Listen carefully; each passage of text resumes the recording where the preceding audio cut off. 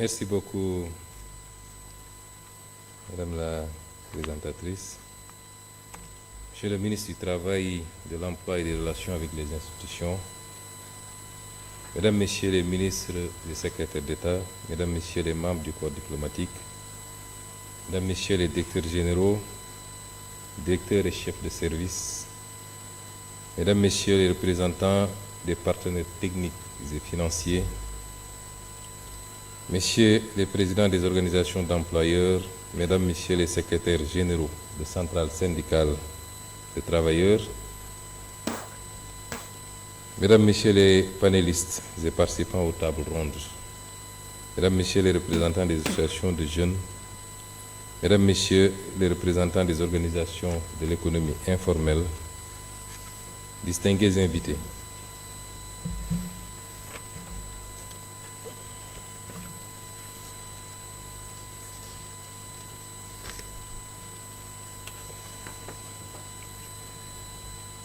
Nous avons tenu, durant ces journées de réflexion collective, un dialogue social sincère et stratégique autour d'un enjeu central, qui est l'emploi, l'employabilité et l'avenir de notre jeunesse dans une économie en mutation. Dans le cadre du portefeuille de projets et programmes prioritaires de l'agenda national de transformation Sénégal 2050, deux programmes structurants traduisent notre volonté d'agir avec ambition, rigueur et méthode pour répondre à ce défi. Il s'agit du programme de la grande offensive de la formation professionnelle, du développement de l'emploi et du développement massif de la formation professionnelle duale et du programme national de promotion de l'emploi à travers la Grande Coalition pour l'emploi. Pour ce qui est du programme de la grande offensive de la formation professionnelle, du développement de l'emploi et du développement massif de la formation professionnelle duale, ce programme constitue l'épine dorsale de notre politique de souveraineté par le capital humain et son ambition est claire. Faire de la formation professionnelle, depuis les niveaux infra-baccalauréat jusqu'au doctorat, un levier massif de transformation structurelle de notre économie, d'inclusion des jeunes et d'élévation des compétences dans les secteurs moteurs de la croissance. Les axes majeurs de ce programme incluent la massification de l'accès à la formation professionnelle qualifiante avec la réhabilitation et la mise à niveau d'instituts, d'écoles d'ingénieurs, de lycées techniques et de centres de formation ancrés dans nos territoires. Le déploiement à grande échelle de la formation professionnelle duale en articulation directe avec les entreprises et les branches professionnelles. L'ingénierie territoriale de la formation pour aligner les compétences formées sur les réalités économiques régionales. La consolidation de parcellaires vers l'emploi à travers des contrats de formation, insertion et des dispositifs d'alternance. L'intégration du numérique et de l'innovation pédagogique avec des plateformes d'apprentissage, des certifications en ligne et le développement des compétences douces. Mesdames, Messieurs, nous engageons cette grande offensive pour faire de la formation professionnelle une véritable arme de construction massive d'emploi et de souveraineté. Il ne s'agit plus de former pour former, mais de former pour insérer, pour produire, pour entreprendre et pour transformer durablement notre économie par nos propres forces et compétences. Cette offensive n'est pas un slogan, c'est un ensemble cohérent de projets, structurés, localisés, pilotés et ancrés dans les territoires avec l'engagement des entreprises, des collectivités et des citoyens. Elle incarne notre vision d'un Sénégal juste, souverain et prospère. Pour le deuxième programme, qui est le programme national de promotion de l'emploi à travers la Grande Coalition pour l'emploi, il répond à un impératif de gouvernance collective de la politique de l'emploi. Il vise à faire émerger une coalition nationale multisectorielle une grande alliance et agrégation de solutions pour créer massivement des opportunités d'insertion dans les secteurs catalytiques. Piloté directement par la primature, ce programme repose sur des portefeuilles structurants portés et exécutés par les ministères sectoriels à travers des plateaux multisectoriels.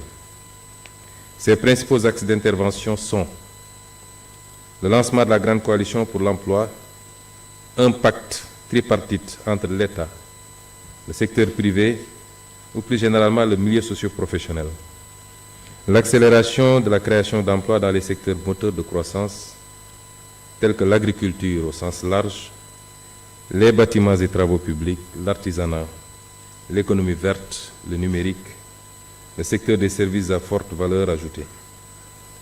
La mise en place de dispositifs incitatifs pour le recrutement des jeunes, tels que les subventions, les exonérations ciblées, l'appui à l'entrepreneuriat salarié.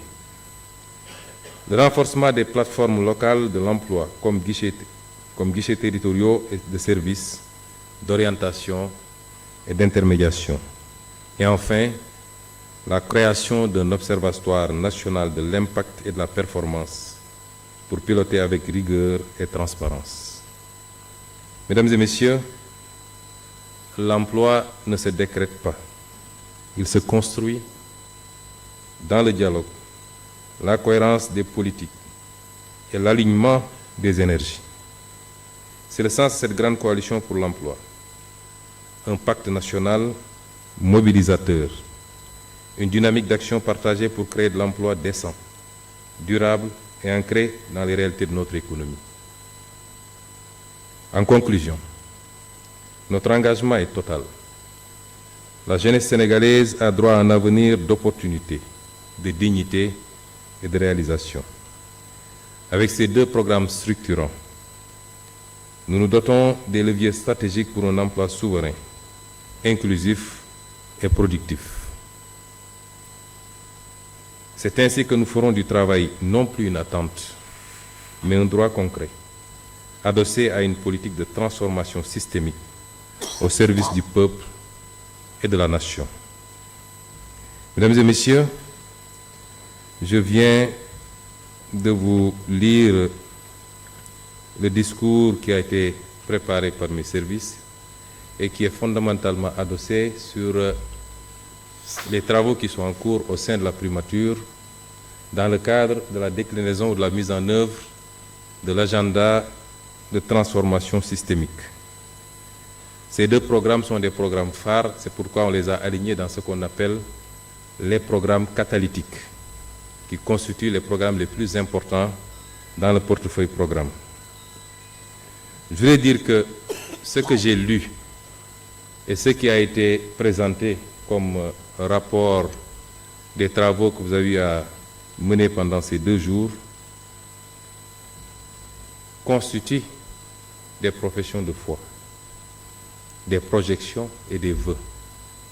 Il n'en a pas manqué dans le passé au Sénégal et je pense que des regroupements comme celui-là, sous cette forme ou sous d'autres formes, on en a tenu des dizaines, voire des centaines dans ce pays. Il est temps que nous puissions passer à l'action concrètement.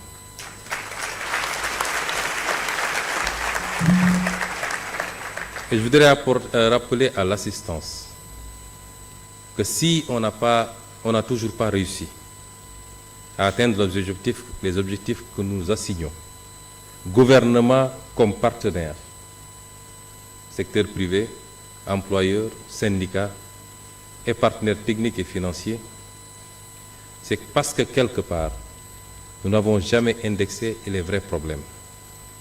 Coucher un programme sur un papier n'est pas le plus difficile. Et quelles que soient les imperfections des programmes, leur réalisation stricte aurait abouti à plus de résultats que ce qu'on a enregistré jusqu'à présent. Le vrai problème de ce pays, c'est que nous ne sommes pas productifs.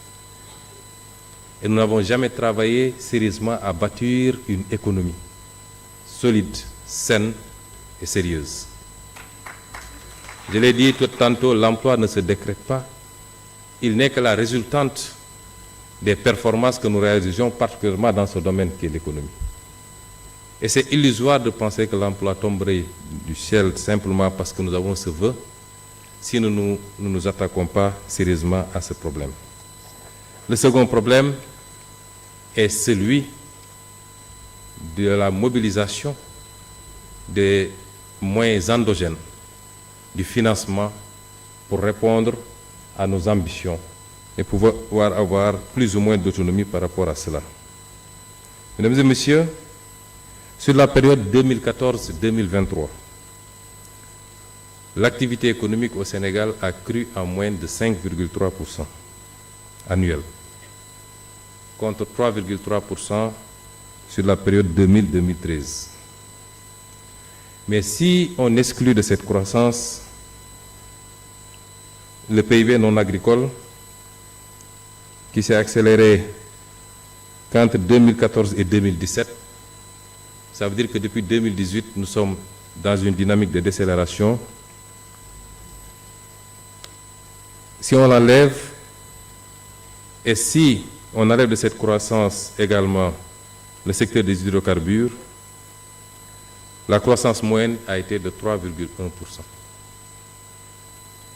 Si vous la corrélez au courant démographique, vous vous rendez compte que nous n'avons pas suffisamment été productifs, nous n'avons pas pu dégager suffisamment de marge pour que cela puisse générer de la redistribution par l'emploi, redistribution par l'offre de biens et services sociaux et redistribution par les transferts sociaux pour aider les plus démunis.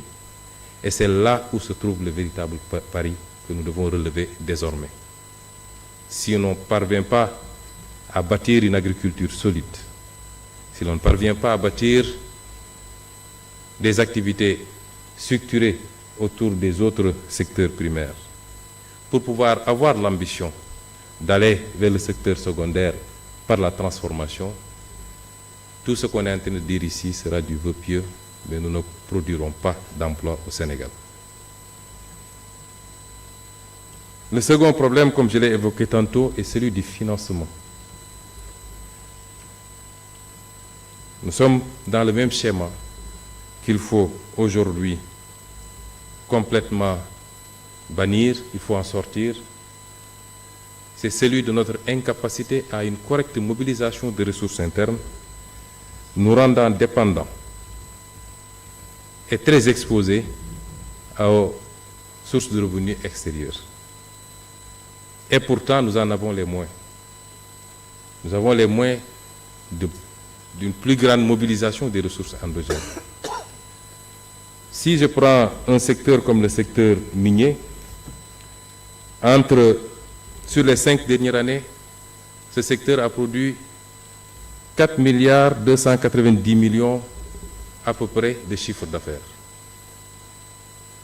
4 290 milliards du moins de chiffre d'affaires. 4 290 milliards de chiffre d'affaires. Le secteur extractif, que ce soit le secteur de l'or, l'exploitation aurifère, les phosphates, le zircon, tout le secteur extractif, 4 290 milliards et poussières, pour un bénéfice cumulé de 1127 milliards, à peu près le 7e du budget du Sénégal. Et en termes de revenus, dividendes comme impôts réunis, y compris les redevances, le pays n'en a pas perçu plus de 400 milliards, soit moins de 35% des revenus générés par le secteur. Et ce tableau est plus reluisant d'ailleurs de ce qui risque de nous arriver avec l'exploitation pétro-gazière, ou sur des projections, par exemple en matière gazière de 21 440 000 barils par année, pour ce qu'on vient de démarrer, en attendant les phases qui suivent. Le Sénégal, tout revenu confondu, par Petrosen, par Sénégal, se retrouvera avec moins de 13% des revenus pétroliers.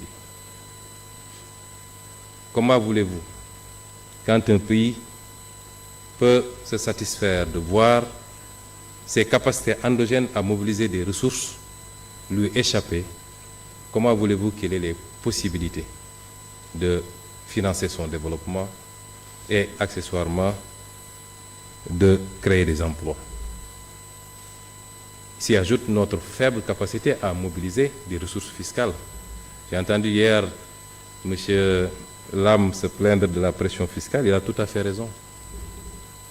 Parce que notre incapacité à asseoir un système fiscal conforme à nos réalités, avec des taux supportables et une assiette extrêmement large, pour amener tous les Sénégalais à pouvoir contribuer, fait que aujourd'hui, tout l'effort est concentré sur une petite catégorie cible qui malheureusement supporte la charge pour tout le monde. Et il nous faut travailler effectivement à pallier à cela. Les vrais enjeux sont là. Et c'est les combats que mon gouvernement, sur instruction de son Excellence le Président Bassirou Diomaye Faye, a décidé de mener et de gagner. C'est ça les vrais enjeux. Et nous aurions souhaité que l'ensemble des Sénégalais, ou l'écrasante majorité des Sénégalais, comprennent ces enjeux. Parce que c'est des paris sur le futur. Mais c'est déjà un défi par rapport au présent.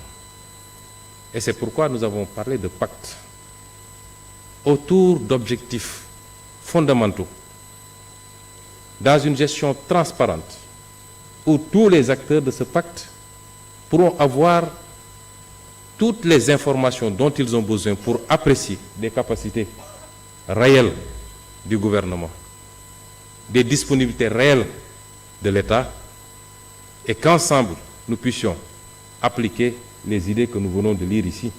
Parce que sans les moyens que nous devons mobiliser, nous ne pourrons pas appliquer ces idées. Et c'est pourquoi nous avons besoin de tout le peuple sénégalais. Nous allons lancer des discussions pour renégocier ce qui a été mal fait et pour faire de sorte que l'essentiel des richesses de ce pays puisse profiter au pays, y compris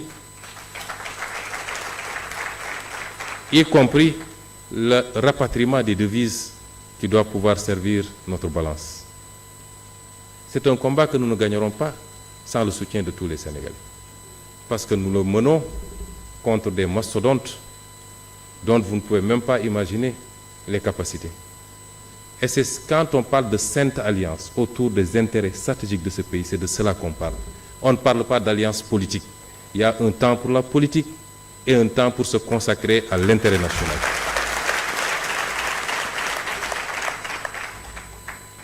Vous voyez un pays comme le Qatar, 70%, c'est le pays qui connaît le plus fort taux de croissance depuis plusieurs années dans le monde, atteignant par moment 18% de taux de croissance, mais c'est parce qu'il y a eu une bonne gestion de ces ressources. Et c'est le cas de tout le Moyen-Orient. Donc, chers panélistes, voilà les grands enjeux. Je n'épiloguerai pas, il y a ce qui a été fait à la primature avec 2 programmes catalytiques qui, s'ils sont réalisés, nous feraient faire des bons significatifs, qualitatifs dans notre politique d'emploi. Il y a ce qui a été lu ici, et les 2 ne sont pas exclusifs parce qu'on va faire la jonction et on va faire le pilotage au plus haut niveau. Mais, comme disent les Wolofs, balanga nam nefa.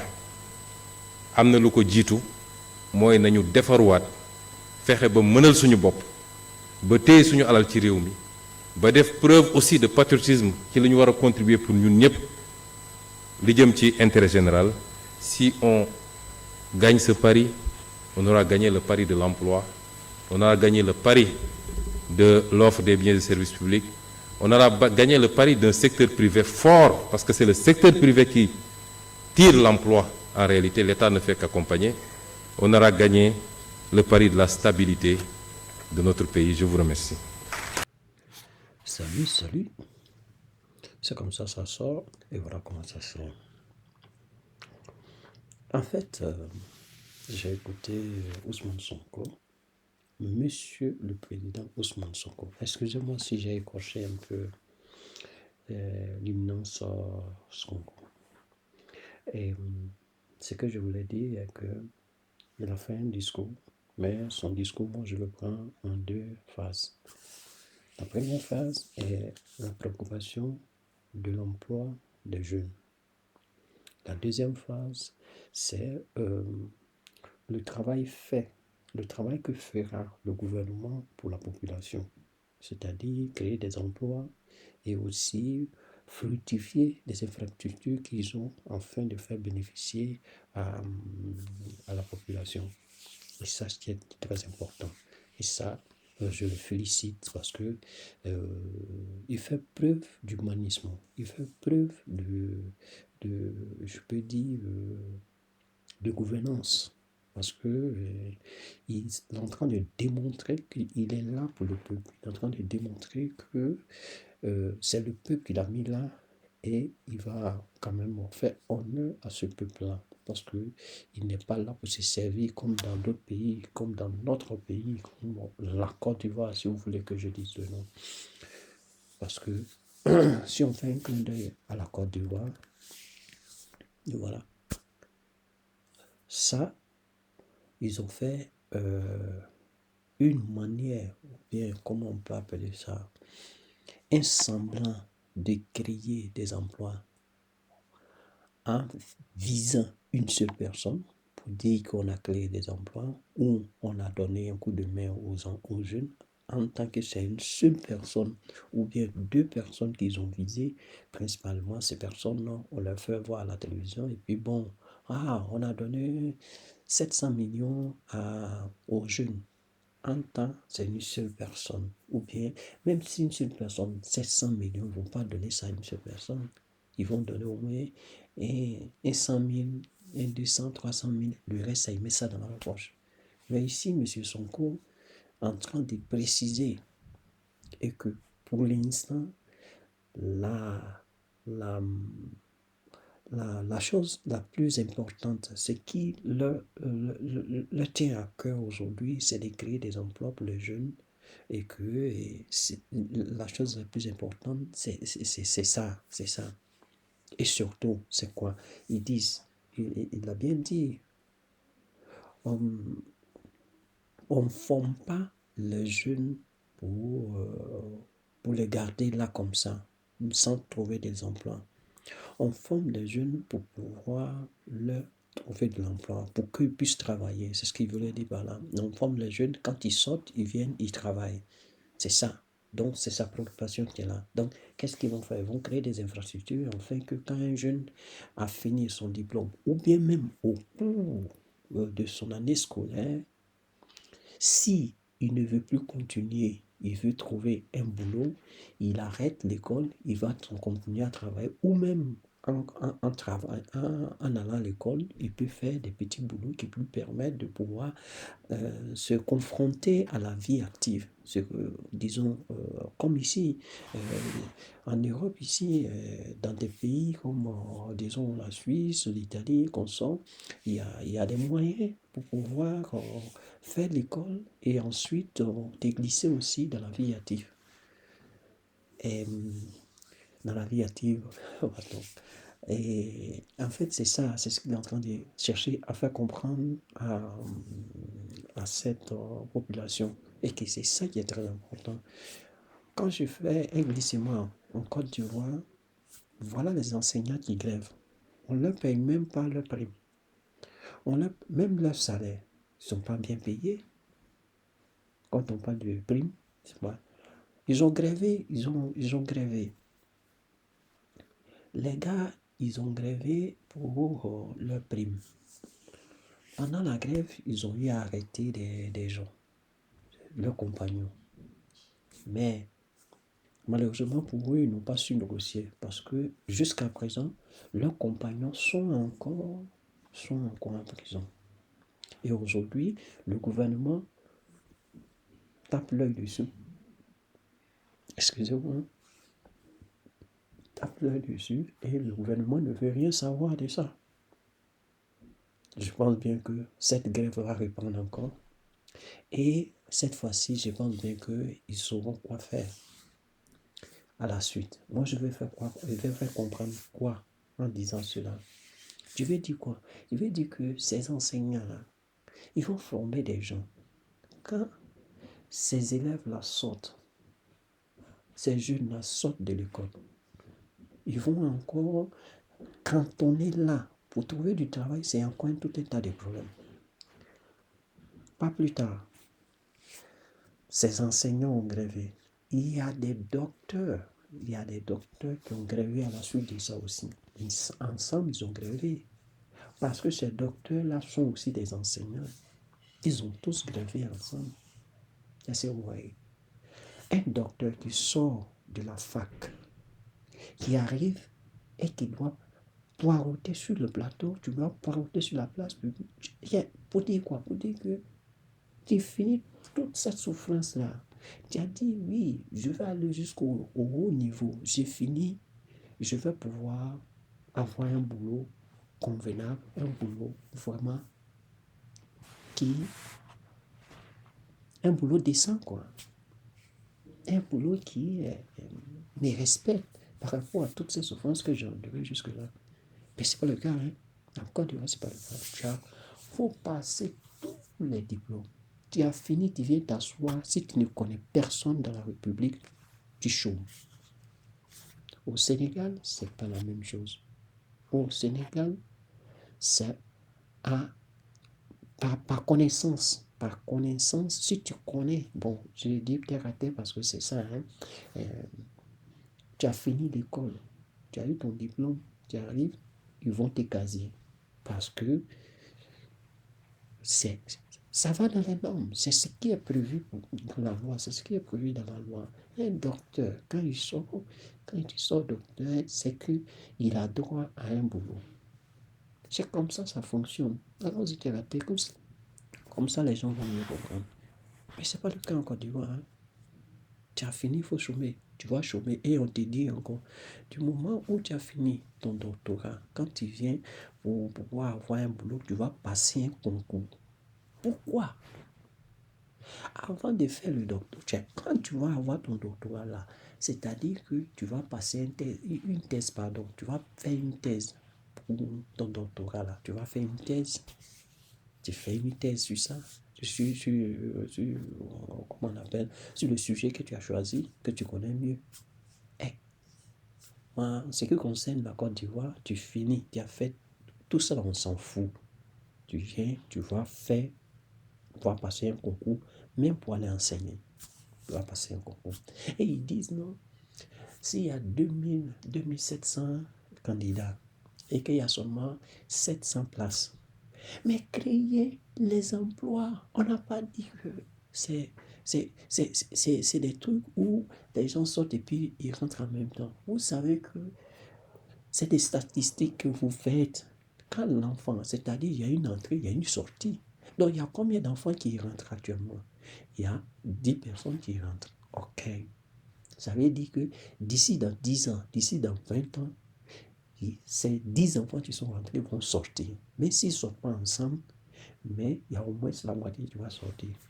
Alors, bien avant que ces 10 enfants sortent, il y a déjà des gens qui sont là-bas. Donc, vous faites un calcul pareil pour pouvoir créer des infrastructures pour ces gens-là. Pour pouvoir créer des emplois pour ces gens. On ne peut pas se mettre là en train de poireauter, tout finir toute une année scolaire et puis on te dit non, il faut aller passer le concours. Et le concours, le mec, quand tu vas passer, tu ne vas jamais avoir. Ouais. Et c'est ça qui est le problème en Côte d'Ivoire. C'est ça le problème. Donc, moi, je ne vais pas trop m'attarder. Et ensuite, en ce qui concerne le gouvernement, quand le gouvernement dit va créer des emplois, va créer des infrastructures, afin de faire bénéficier à la société civile, mais c'est ça. C'est-à-dire, il se soucie de son peuple. C'est ce qui, la jeune génération d'aujourd'hui pense plus au peuple que leur président. Ok, tu savais. La jeune génération aujourd'hui pense plus à leur peuple que le président parce que ceux-là, ils ont vu passer, comment je peux appeler ça, ces, ces voleurs qui viennent toujours nous amadouer pour pouvoir prendre nos richesses, et ils ont bien compris le jeu. Donc, ils ont commencé à mieux réfléchir et à ne pas se laisser prendre par ces voleurs-là. Moi, je les appelle voleurs parce que jusqu'à aujourd'hui, je n'arrive pas à comprendre comment ils font pour, comment on appelle ça, pour pouvoir accepter ces gars-là sur notre territoire. Moi, je ne suis pas d'accord. Je ne suis même pas d'accord sur ça. Je ne suis pas d'accord. Ce qui est sûr, comme actuellement, la révolution est partie, déjà, dans l'AES, c'est quelque chose d'ancré dans leur cerveau et qu'ils ne laissent jamais, ils ne laisseront jamais personne venir leur piller leurs biens. Donc, quelque part, c'est parti. Le Sénégal est en train d'emboîter le pas à l'AES. Si bientôt le Sénégal réussit à rentrer dans l'AES, c'est bouclé. Et M. Sonko même a parlé de quelque chose qui m'a vraiment attiré l'attention, qu'il a parlé de la finance numérique. Ça, c'est très important. Quand on parle de finance numérique, ça veut dire quelque part qu'il fait un clin d'œil à la crypto-monnaie. Il fait un clin d'œil à la crypto-monnaie. Et ça, c'est très important. C'est des trucs qu'ils doivent développer afin de pouvoir réussir à pouvoir utiliser, à pouvoir faire adopter à la population parce que c'est le futur qui est là. Donc, c'est très important. C'est très, très, très important. Vous savez, M. Sonko, il est jeune. C'est normal qu'il pense à des trucs pareils. Ceux qui vont voir cette vidéo, ceux qui vont écouter le message de M. Sonko, prenez à fond tout ce qu'il a dit. C'est vraiment important. C'est très, très, très, très, très, très, très, très profond ce qu'il a dit. Et il a toujours, dans ce qu'il a fait, dans le dernier point qu'il a entamé, il a parlé un peu du bilan de 2000 jusqu'en 2017. Le bilan était un peu bon, était bon. Mais de 2018 jusqu'à 2025, vraiment, ça a été une catastrophe. C'était vraiment une catastrophe. Et ça, ce n'est pas bon. Parce que les moyens nécessaires étaient là, les ressources étaient là. Il y avait tout à leur disposition. Et comment moi? Et qu'est-ce qu'ils en ont fait? Celui qui était là auparavant, qu'est-ce qu'il a fait? Donc, on doit quand même faire des richesses, comprendre le président qui était là, qu'est-ce qu'il a fait pendant, disons, pendant ces 7 années qui ont écoulé, ou bien même 6 années qui ont écoulé parce que 2025, nous n'avons pas fini. Oui. Alors que le gars part, il est en train d'aller sur le bon chemin. Encourageons-le, soutenons-le et on sera dans la bonne voie. Sur ce, je vais vous laisser et à une prochaine vidéo, on verra bien à décortiquer tout ce qu'il y a.